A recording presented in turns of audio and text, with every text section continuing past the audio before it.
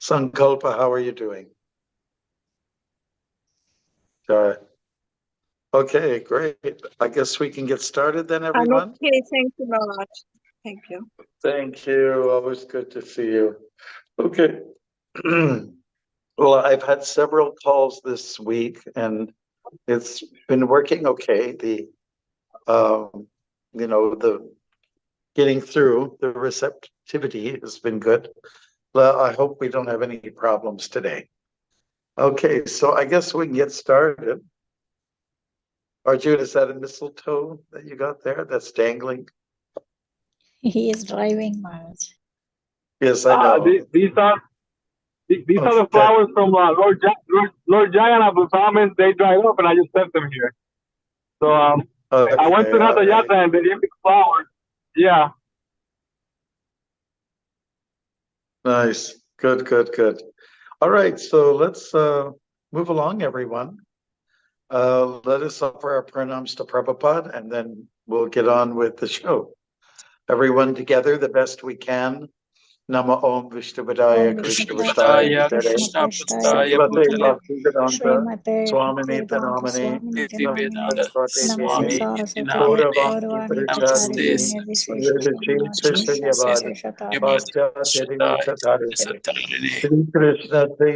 Chaitanya Prabhu Nityananda Veda Gadadhar Shivasani Gaura Bhakta Vrinda Hare Krishna Krishna Krishna Hare Hare Hare Rama Rama Hare Hare.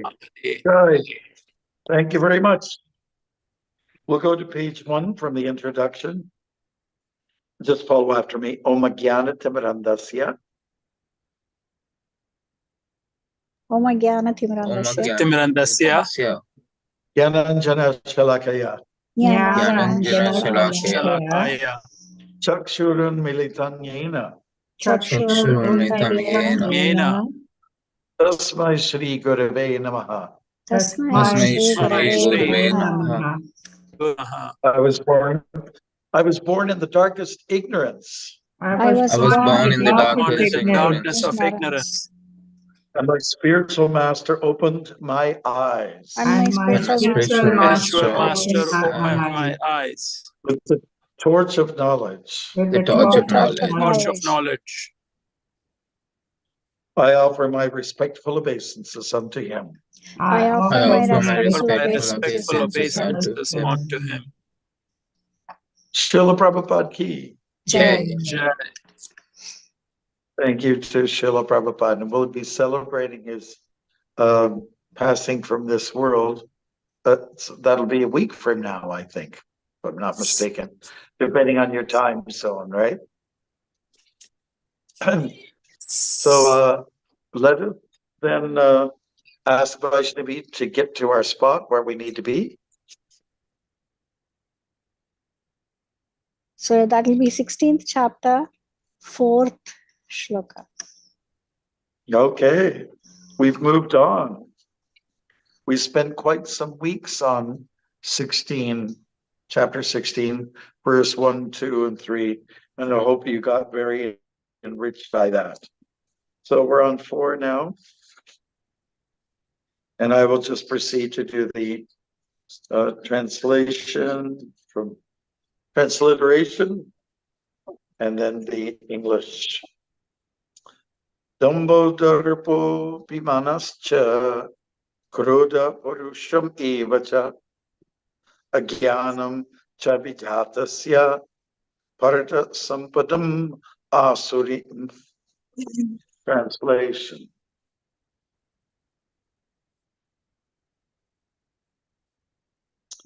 Pride, arrogance, conceit, anger, harshness, and ignorance. These qualities belong to those of demoniac nature, O son of Prita. Good. So now I think we can get a couple of people to read this purport. Any volunteers? I'll read. Yeah, go ahead, Charles, if you can. And then, yeah. Charles, and we have a second person? Uday or Vasanta? Yeah, I can also read. All right, super. So Charles, we'll get started with you. In this verse, the royal road to hell is described. The demonic want to make a show of religion and advancement in spiritual science. Although they do not follow the principles, they are always arrogant of pride in possessing some type of education or so much wealth. They desire to be worshipped by others and demand respectability. Although they do not command respect, over trifles they become very angry and speak harshly, not gently. They do Thank you, not. Charles. Mhm. That's okay. We'll get one other person to finish it up just to give another person a chance. That was great. Thank you. Hare Krishna. They do not know what should be done and what should not be done. They do everything whimsically, according to their own desire, and they do not recognize any authority. These demoniac qualities are taken on by them from the beginning of their bodies in the wombs of their mothers. And as they grow, they manifest all these inauspicious qualities. Hare Krishna. Yes, thank you very much. So we have now delved into the particular traits of people who are not divine. We've been looking at all the great qualities that one could embrace and incorporate into their lives when it comes to divinity. And it is 26 qualities. Devotees have elaborated on them, each and every one of them. It's good to go over. And all of us agree that's where we want to be. We want to exert these particular kind of divine qualities. When it comes to the demonic qualities, as is described here, I think everyone will admit that I've been down that road. Maybe I'm still on that road. And but I don't want to be on there forever. I want to swing over to what's divine. I want to be a better person. And I think each and every one of us want to be liked by Bhagavan, the Supreme Personality of Godhead, Lord Sri Krishna. And in order to be liked by him, we need to express ourselves in a very sensitive way and in a way that is pleasing, a way that where we express the truth and not hiding behind, let's say, some veil of, untruths, pride, arrogance, harshness, conceitedness. Many of these are very similar. Pride, arrogance, conceit, very similar. Anger, harshness. Somebody's angry, they're harsh. It also shows they're ignorant, not in touch with the universe, not in touch with Krishna for sure, not in touch with people. A lot of folks lack people skills. A lot of people are actually struggling in this department, not being able to know how to just get along with each other, And there's so much malice in us as a result of, well, Prabhupada explains here, it was there from the time we were in the belly of our mother. And then many of us are raised in environments that are highly and harshly competitive. We live in a house which is built on envy. That is the foundation. It's not very stable, where there's lack of love and let's say love for the self, a love for that is for the impermanent, and not for what's good for the ultimate self, the soul.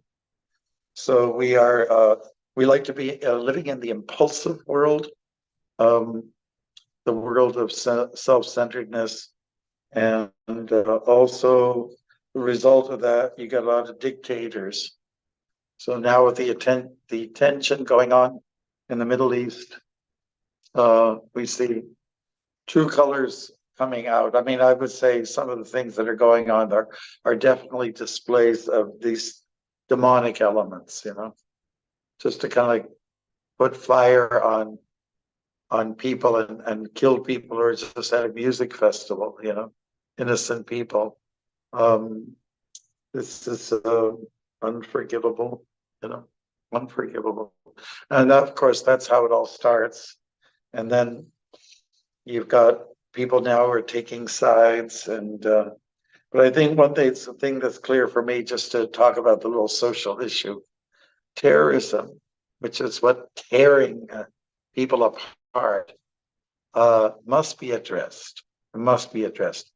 And that's why Krishna himself recognized that Duryodhana had some of those qualities of being a terrorist, a dictator, yes, not being fair, yes, not going for justice, yes.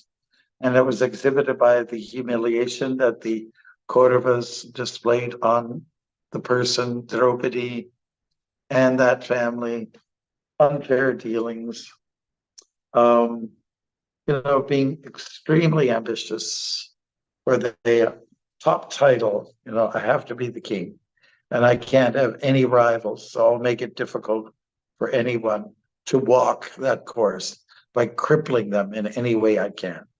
It's very demonic when you don't want to share. I had experienced myself personally.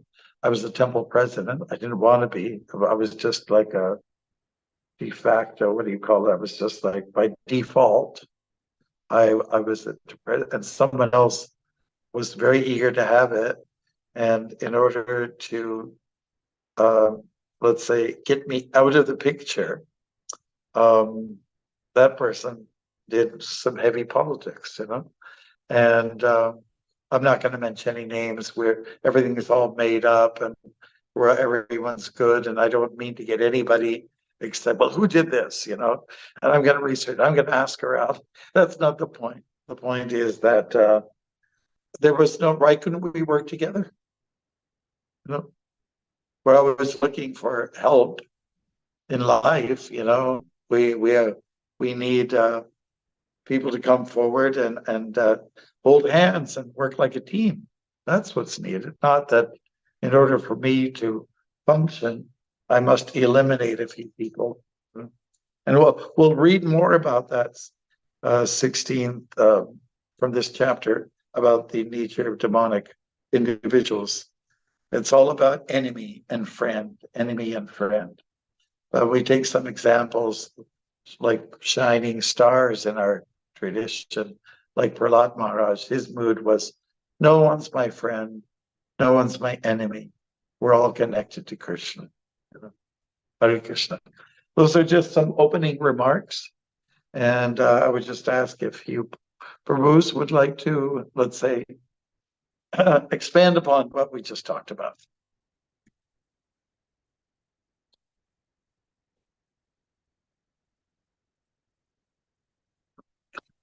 Everybody got their hands up?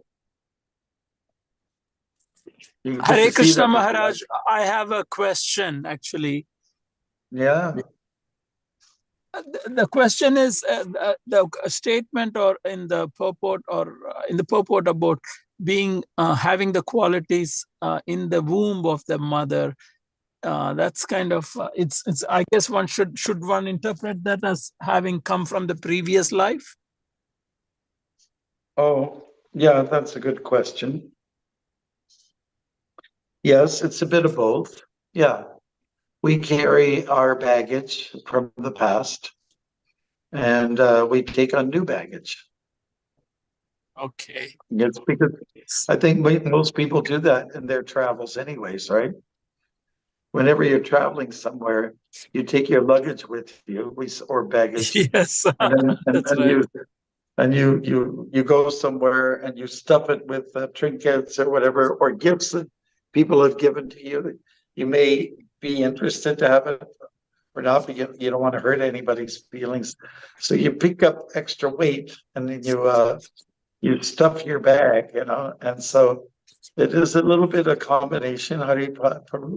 We're taking on, let's say, karmic inherent items from the previous birth, and it's held there for some time, and then we pick up new material by being with a new set of parents, and whether it be good or bad, we are all sponges, we absorb, and whether it is good or bad, like a sponge can do that. A sponge can, like soak up a beautiful, let's say, pomegranate / mango drink, Mhm. and a sponge can also pick up that's something spilled on the counter that's just been sort of rotting for a few days, and it's got an incredible stench, and the sponge is expected to absorb that as well. So, like it's stated in the Gita that you carry different conceptions of life. How does it go? Vida hang samatitani, where the Lord says it's like the air that picks up an aroma, and then it carries it for some distance, and then it drops it, and then it picks up a new scent. Just like today, I went for a walk. I went to see one of my god sisters. She's in her 80s. Somebody to bring her some prashad. It takes about 40 minutes to get there.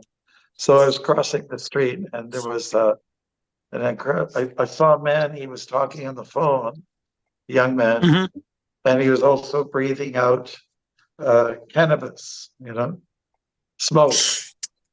Yeah. And it really, he targeted very far. I mean, that's not his intention, but I picked up on it when it was halfway across the street, And yeah, I believe that, Maharaj. Yeah, definitely. Yeah.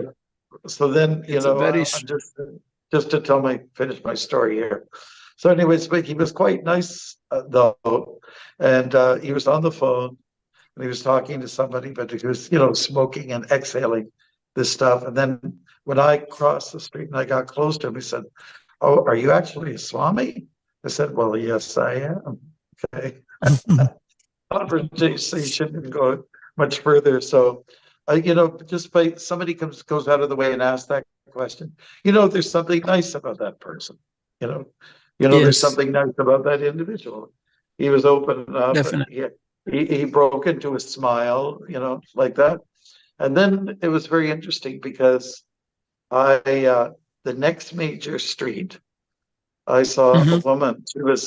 She was limping. She had crutches, and she had one of those, I guess, sort of like a cast around her leg. And she looked kind of miserable. This was young. She looked kind of miserable and, unhappy about her circumstance, even though it might be temporary. And I just kind of like caught her eye and I said, heal fast. And I give her a big smile, and she broke out into a smile. Right. So anyways, the point, what I'm saying is that you pick up good and bad vibrations here and there from the previous family, from the current family, and it's like almost like a DNA thing. We're picking up things from others, and there's bad karma that piggybacks up on us, and if we work at tweaking our particular character, it's possible for you to be relieved of that, but then another creature will come and piggyback, fall off a tree. It could be caterpillars that we've all experienced it, or a spider starts crawling all over you. So it's like that, that's the way karma works. Yeah. Yeah. Very nice. Good. Anybody else? Those of you who are on board with us, I think it's a nice group. If you can show yourselves, that'd be great, because you're all very like photogenic, I'm sure. Show yourself. Yeah. Okay. Hare Krishna, Maharaj. You can see me. Okay. Yeah. Hare Krishna, Maharaj, can you hear me? Yes, I can. Yeah. So just adding a few more things, we have seen as evidence when we go for doing book distributions, people who are carrying pregnant, we give them Bhagavad Gita, ask them to read.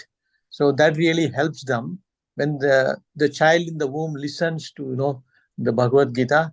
And when the child is born, after that, we have seen evidences, the child, very fond of, hearing Bhagavad Gita afterwards.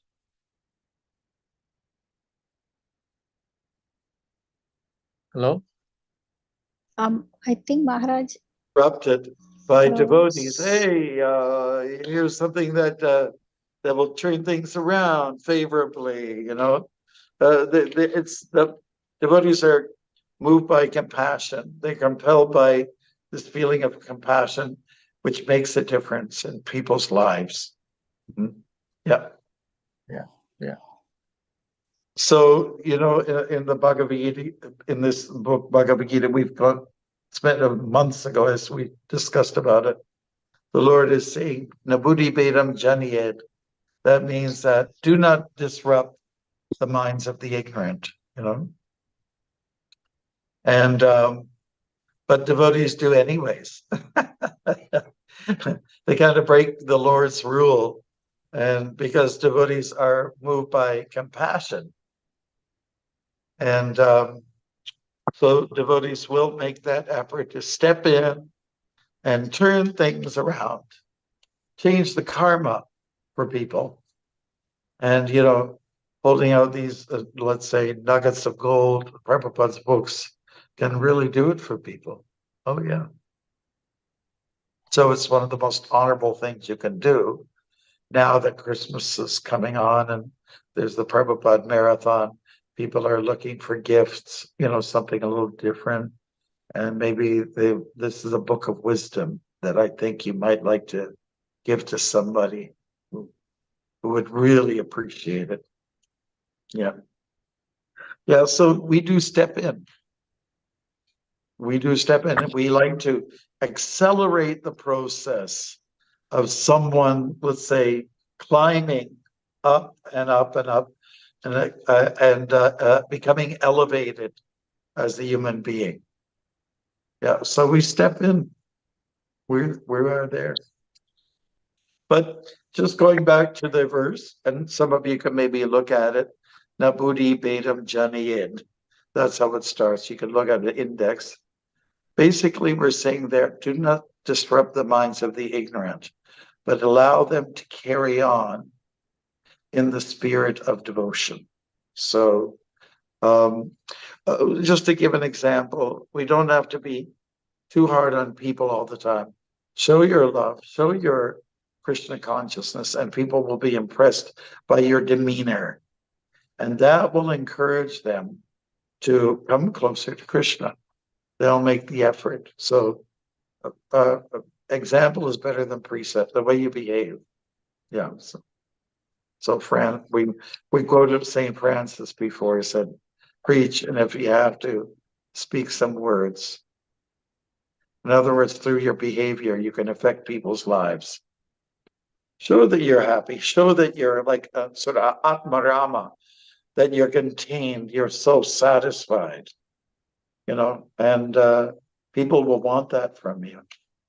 And it's not something that you purchase. It's for free. All you have to do is copy somebody who's a happy person and self-contained or self-satisfied. That's all. That's how you sell your product. That's how you sell your book. You're happy, you're jolly, you're not agitated. The demonic quality is to always be agitated.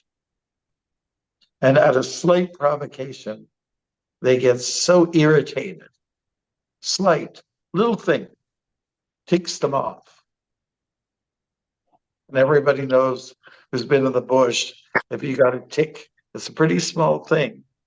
And it definitely is piggybacking off on you. And your life will be miserable if you don't do something about it. You got to learn how to get that tick off. Off you go. While they're pick on somebody your own size. Yeah, so just be the straight example, and then people will want to have a piece of you, if I can use that term. Good. Any other comments or revelations that you devotees may have on this topic? I mean, everybody loves to talk about anger, pride, arrogance. We like to see it all the time, you know. It's a scene. Oh, like as soon as there's a scene on the street or on a shopping mall, everyone stops. It's just, oh, great, this is a great drama. Let me get my cell phone out. Let me video this, you know. Maharaj, Yes, Charles. I know what you're talking about. We had this one guy, Bart. When he shows up, he's always in such a great mood, and everybody else, it's like it wears off onto him. Everybody else starts being in a good mood when he shows up because of his good mood. Right. Yeah. It's contagious, right? It is. You know, we're what's really interesting about this chapter, it's definitely like a black and white scenario. Black meaning darkness, white nothing to do with skin color, of course. White representing purity, and you have to decide which one you're going to go on. And if you meet like somebody like Bharat that you're describing, you know, he's got this optimism about him. That sounds to me, and that's what you want. People want optimism because it brings about hope. Hope with the process. And when you see somebody who's applying themselves very well in Krishna consciousness, you say, yeah, I want to be like that guy, you know? And so like when we all met Prabhupada, we saw how he was equipoised. We saw how he was happy. We picked up on his gravity from time to time. He exuded all these good qualities of a sadhu. And then when you saw that, you just think, hey, I want to be like that. I want to be like him. And then you find out, well, what does it take to be like him? And then he's given us the procedures to follow. Okay, so yeah, thank you for bringing that up, Charles. You know, I think we have to be a little bit picky about our association. And if somebody tends to be kind of pejorative or negative, if you have some influence over that person, and if you think you can help them go from the negative thoughts to the positive ones, then dive in, do it. But if you feel, you know, victimized and you feel like miserable after being with that person, then I would just suggest, you know, cross the street, so to speak.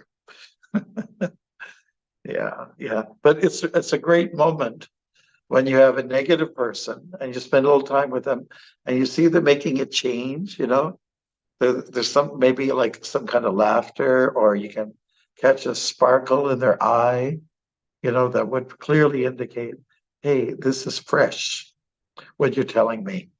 You know, I like it. I like being clothed. I like to be wrapped in that kind of a headspace. I want that too. Yeah.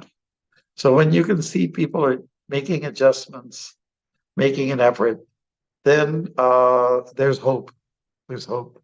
But there are some people who are so entrenched in this demonism that it's hard for them to shake off. And, you know, I think for some people, should put them all on one island far away, one which has lots of sharks on it, and let them work out all their differences amongst themselves, you know, because some people, it's very hard to change. Hard. Yeah. Okay. So we can, if there's no other comments on this particular shloka, we can then move on to the next. How does that grab everyone? Sorry. I want to say something, Maharaj.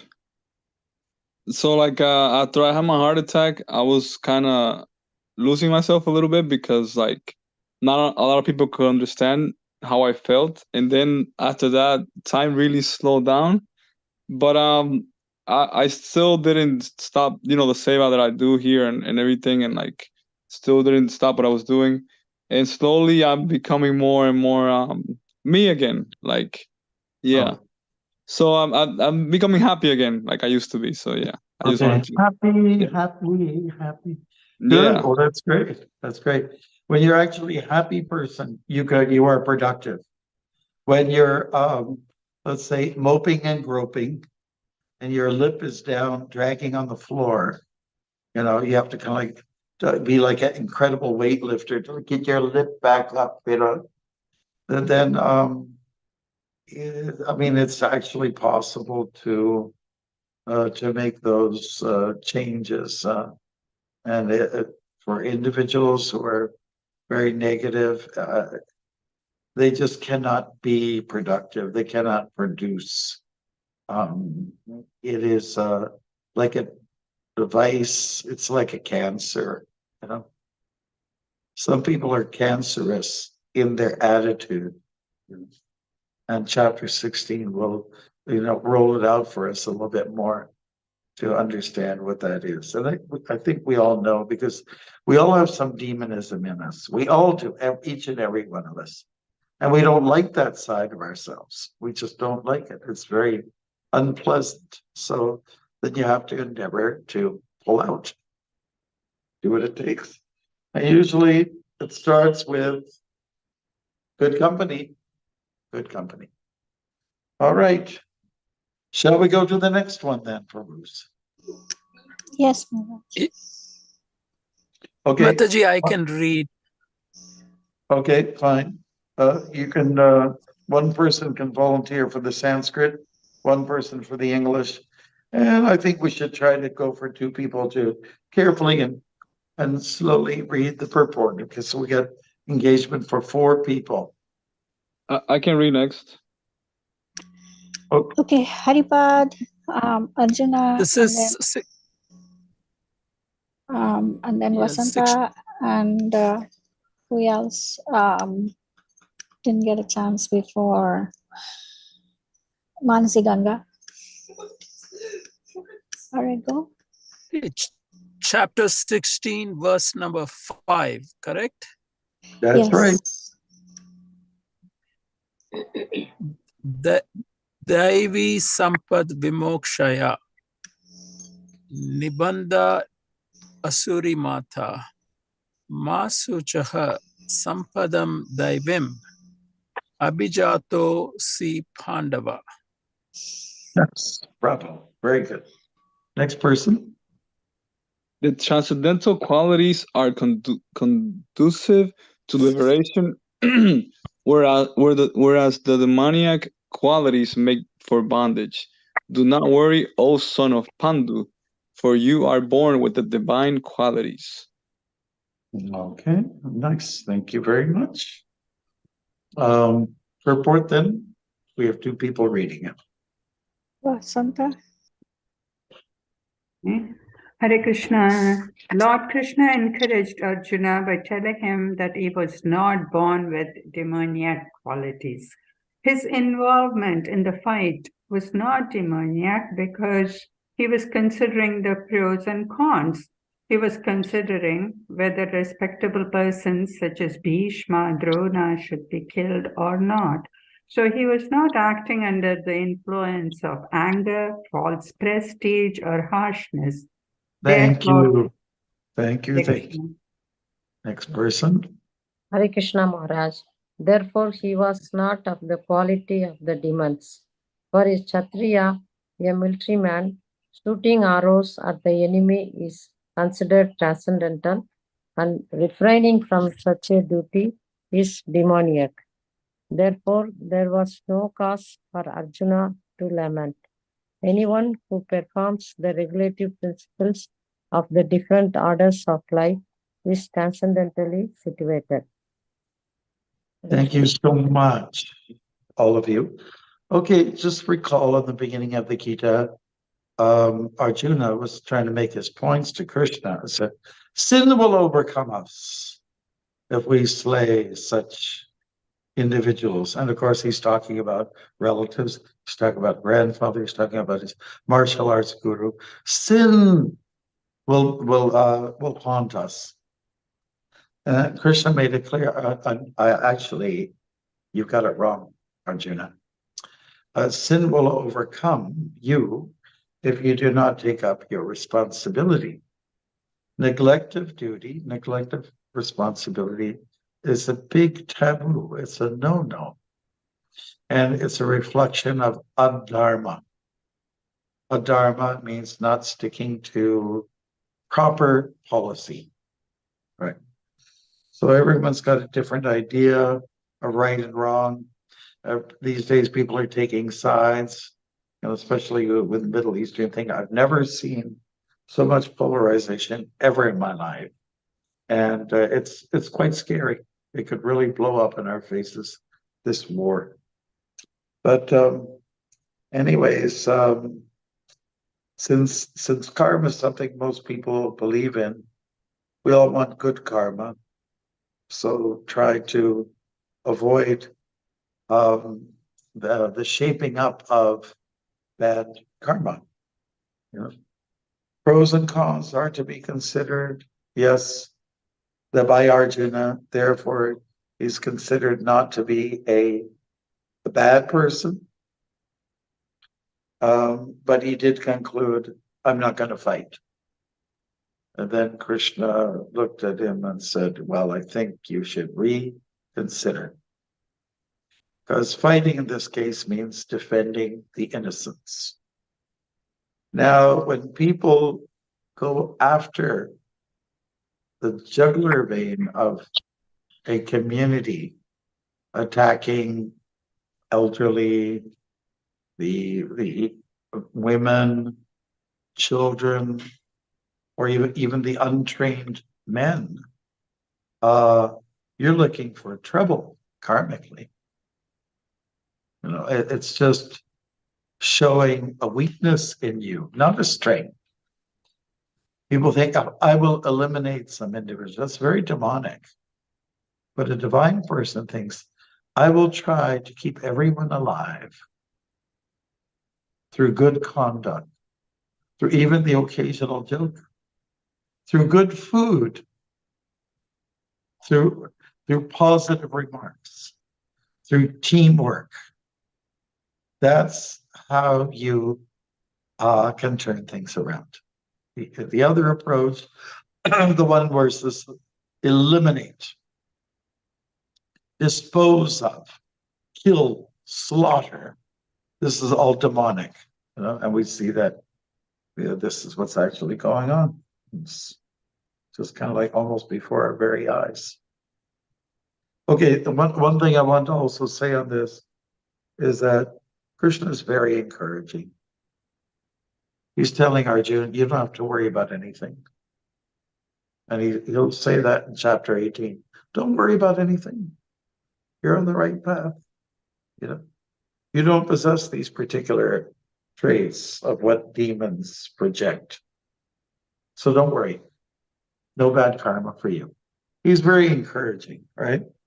That's the word Prabhupada uses here, encouragement. You may ask yourselves, do I encourage people? Do I encourage devotees or even what we call non-devotees? Everyone goes out shopping, you interact with people. Maybe you've got your tilak on, your dhoti, your sari, whatever. You represent something. And are you encouraging people? That's what we need to consider. Or are you causing people's spirit to spiral down? You have to ask yourself, am I bringing about positive energy or negative energy? And if it's negative, then you're a demon. And if it's positive, you're showing devotional signs. So that's what I'm talking about, the black and white of this chapter. So go for that purity. Any comments on this, Bruce?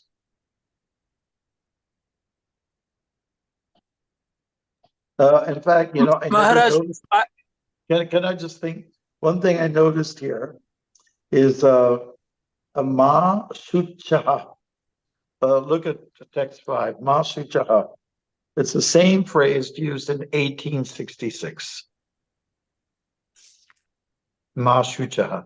Krishna says, follow your ultimate dharma is to forget about dharma, but to surrender. And in that surrender, I'm going to take all the bad karma from you. I guarantee you moksha. Now, Mashucha. So he's saying, don't worry, in that particular verse. He says it here as well. That's 1866.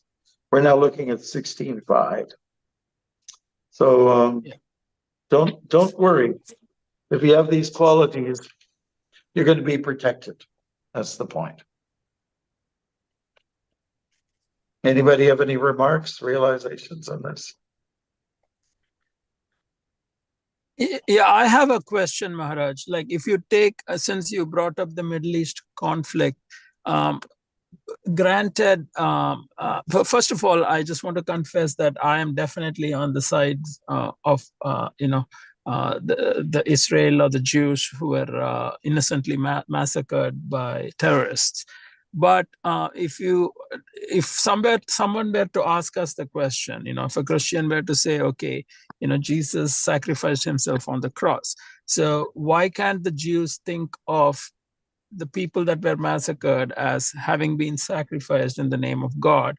And now they're bombing and putting all sorts of harm on again women, children, who don't have the weapons, because so how would you argue, or how would you justify that, Maharaj? That's my question. Well, I think it's kind of safe not, as I would try to avoid taking sides publicly, but when we do have to take a stand against violence, we will. It's very complicated, especially when there's children involved and women, and people cannot fend for themselves. That's where it gets really sticky. And in ancient Vedic tradition, when it comes to warfare, this would never be the situation. You're talking about trained people, trained men, sometimes women. They go out in the field and have it out with each other. But it's not the way it is. Kali Yuga warfare is all about this, attacking innocent civilians. Yeah, so it's all quite demonic, and I guess some people feel that you have to fight this demonism or terrorism by playing their game. Some people argue, well, you showed us how to deal with.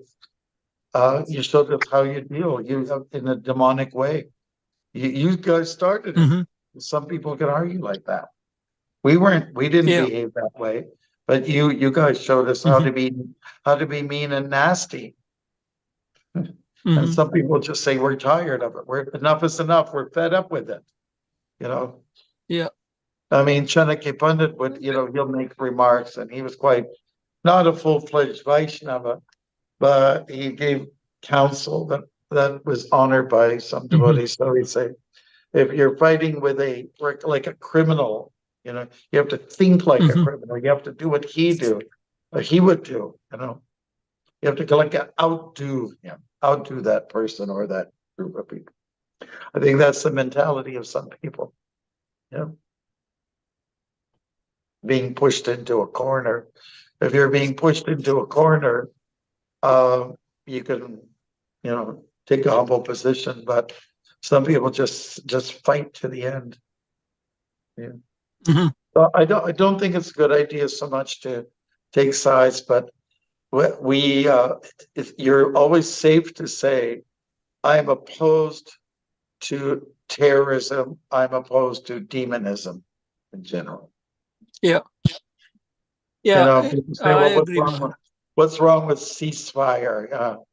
It gets kind of complicated, and those things have been tried in the past. But I would just say that some people are very belligerent, and the modus operandi of some people is to be very, let's say, hot, self-centered.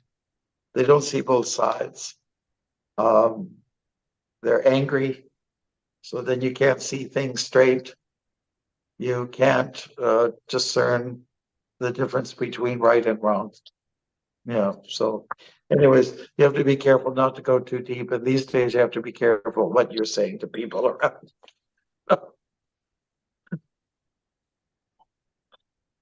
So Krishna was behind war, and he was behind ugly war, but he stood for Dharma, right? He Yeah, stood definitely, for Maharaj. Krishna, righteousness. Dharma, yeah. You know, it takes a little bit of fine tuning in the area of, looking at the dynamics, and, then you can call the shots, make your own judgment on this. But, at all costs, we should try to avoid war if we can. Krishna did. He went to Duryodhana, let's be reasonable. Let's show some fairness, and let's have peace. 5 villages, and so on like that. But there's something unreasonable in the character of Duryodhana. And so then Krishna determined, okay, you don't believe in fairness, fine. Okay, you want the war, then you will have it. Krishna got quite angry himself, because he was dealing with an unreasonable person. So those are my comments on that. We've got just about 10 minutes to go. Does anybody else have some comments on this second verse of today?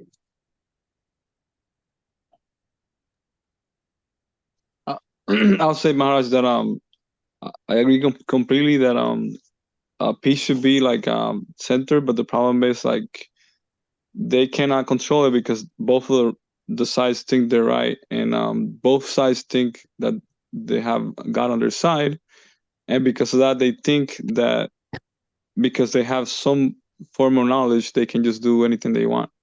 But the problem is here that they don't really know Krishna, and they don't know exactly like what is to do, and this like the verse says, they don't know what to do, they don't know what not to do, and because of that, they are greeted by anger, by proudness, selfishness, and they think killing people will make them to heaven.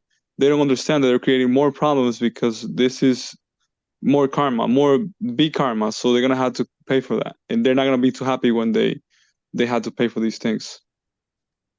Yeah, so there's really a problem in the beginning where people are so trapped in their identification with the bodily. Everything's on body terms, and nothing's based on the let's say the soul based. It's external based. Nobody's thinking about soul based, discussions. Hey, who talks about that? Hey, we're all spirit souls.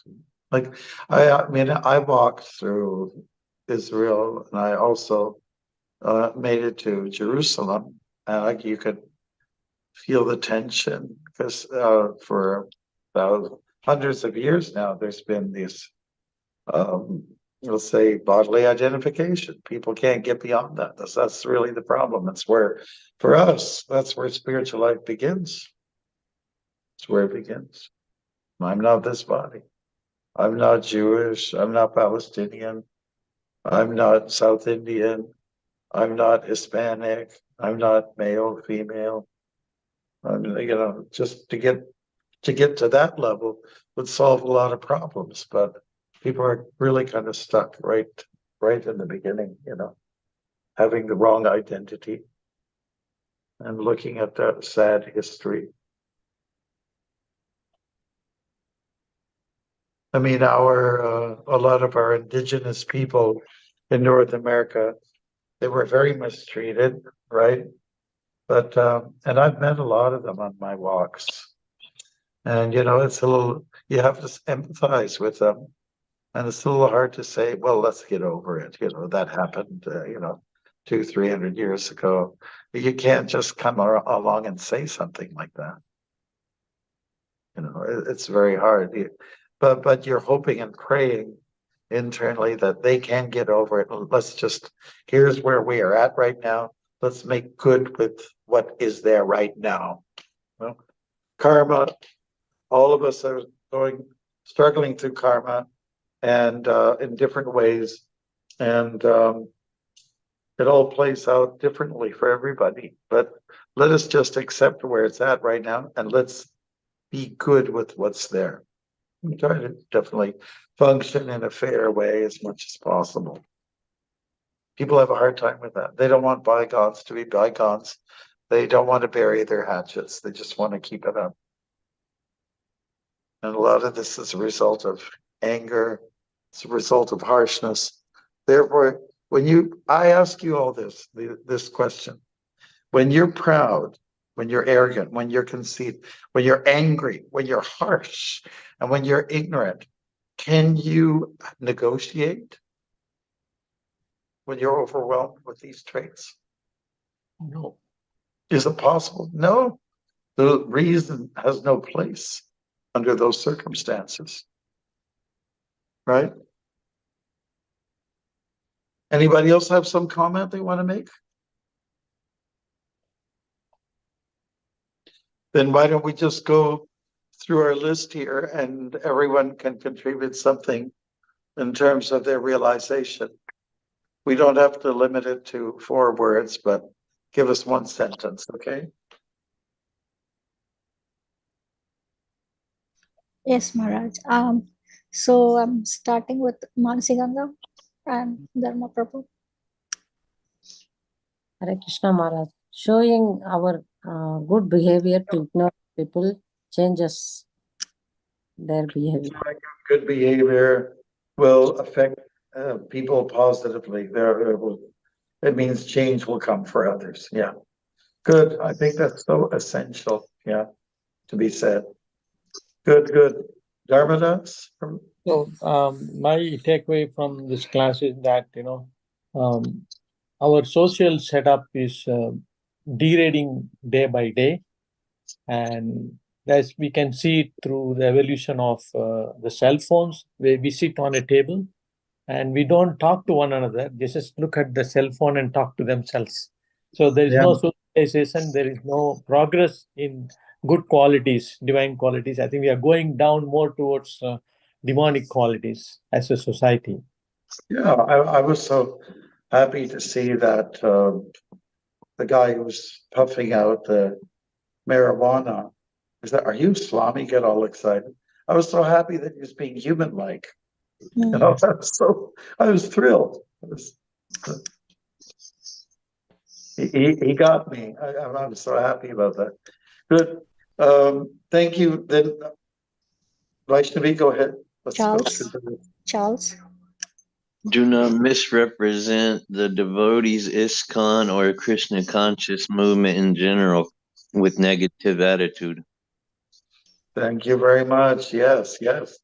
Thank you. Let's be optimists. Arjuna. I'll say when there's when you have demoniac qualities, there can be no peace. Yes, for sure. Or negotiation. Yep. Very sure. Very, very real. Haripad. Haripadas. I have quite a few demoniac qualities. I mean, not all the time, but I definitely have to work on it. And, pride, I would say a little bit of anger. Yeah. So I think maybe, definitely. So that's my lesson for today. Good. Very nice. Less a demon, more a devotee, right? Yes, Maharaj. Let's all work at it. Sandamani.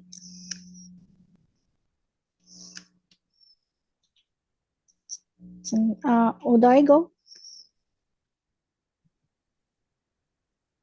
Hare Krishna. Hare Krishna Maharaj. Sandamani. Sorry, yes, Uday. Hari Bol. Vaishnava etiquette is contagious, Maharaj. Yes, it is. Yes, right. So I like your statement. This, right? Good. It's right to the point. Yes, very good, very good. Uday. Devotees are more compassionate than Krishna because they preach like to ignorance too. So yeah, so like that is one of them. Yeah, it seems like devotees like to shake up things a bit, whereas Krishna is saying, just, chill a little bit, Krishna's more of a hippie.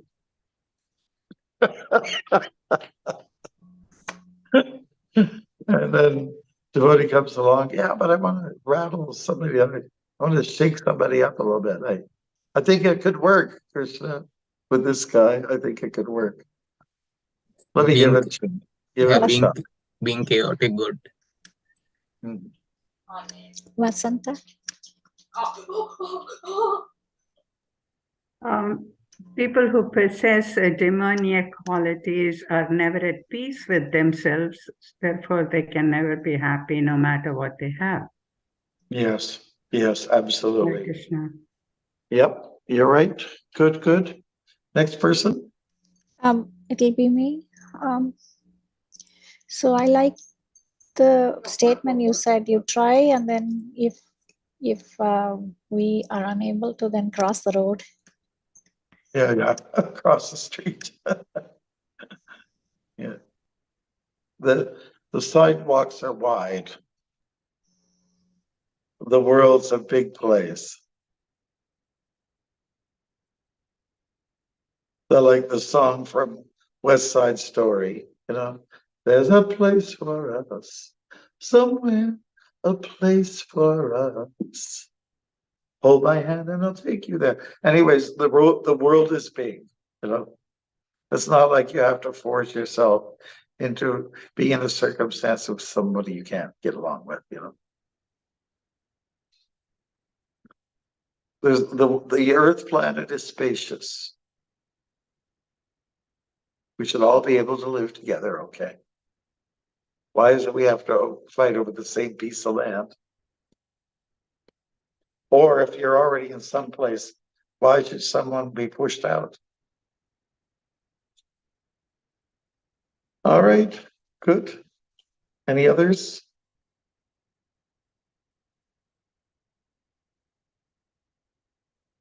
That's all, Maharaj. We went through everyone. Oh, we've exhausted everybody? Oh, that was fast. Okay. All right. Well, I think that'll be it. Now, next week, we're going to celebrate the Prabhupada's disappearing, his passing from this world. It's Thursday. Is that the way it is on everyone's calendar that's on this call? I believe so, Maharaj. Okay. But it doesn't, if we have our call, it's not going to interfere with your programs or anything like that, right? As far as Alachua goes, that is when they serve prasadam, 5 to 6.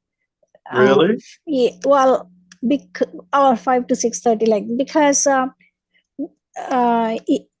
yeah, that is when they do, especially for disappearance day. Otherwise, no one comes for the evening arti when he actually, like 7:20 or so, when Prabhupada actually passed that time. They come in the morning, and so I think that is why they made it that way. Okay, so does that mean we will miss some of you then on Thursday? Coming up? Who is here? We are here. Charles, Arjuna is in Tampa. I don't know if he's able to come to Alachua. No, if you are going to have it, I will arrange for something else. Don't worry. Okay, we'll do it. We'll do it 5 to 6. It's okay. Okay. Thank you so much for this. I think we covered a lot of good stuff. It is 6 o'clock, and it's time for me to have a little prashad. Yeah. While we're talking about it. Thank you so much. Thank you, Maharaj. Thank you,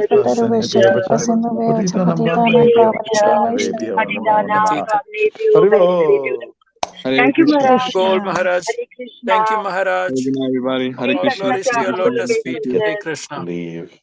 Hare Krishna, Maharaj.